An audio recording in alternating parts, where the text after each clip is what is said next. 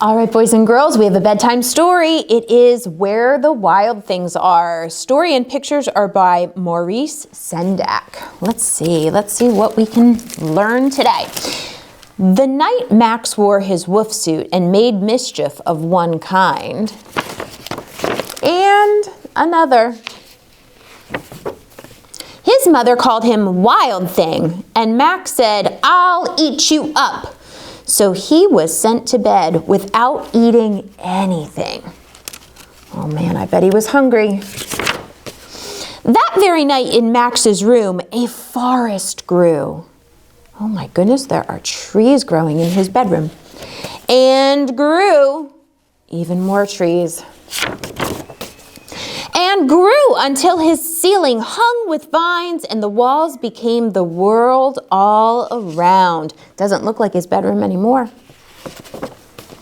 And an ocean thumbled by with a private boat for Max, and he sailed off through night and day. There he is in his boat.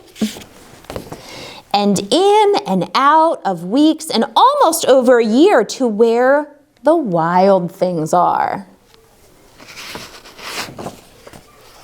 And when he came to the place where the wild things are, they roared their terrible roars and gnashed their terrible teeth and rolled their terrible eyes and showed their terrible claws. Oh my goodness, I'd be nervous if I were Max.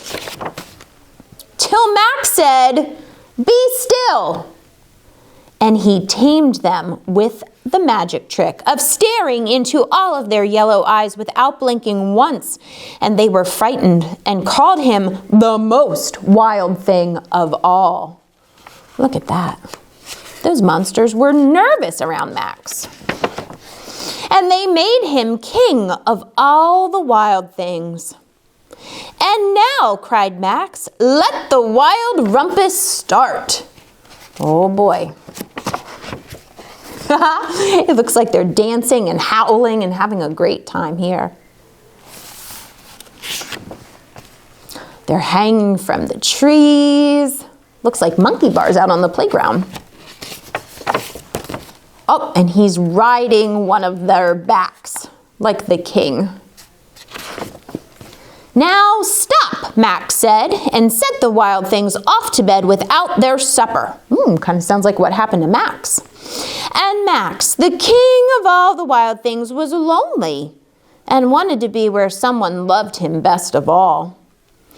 Then all around from far away across the world, he smelled good things to eat. So he gave up being the king of where the wild things are.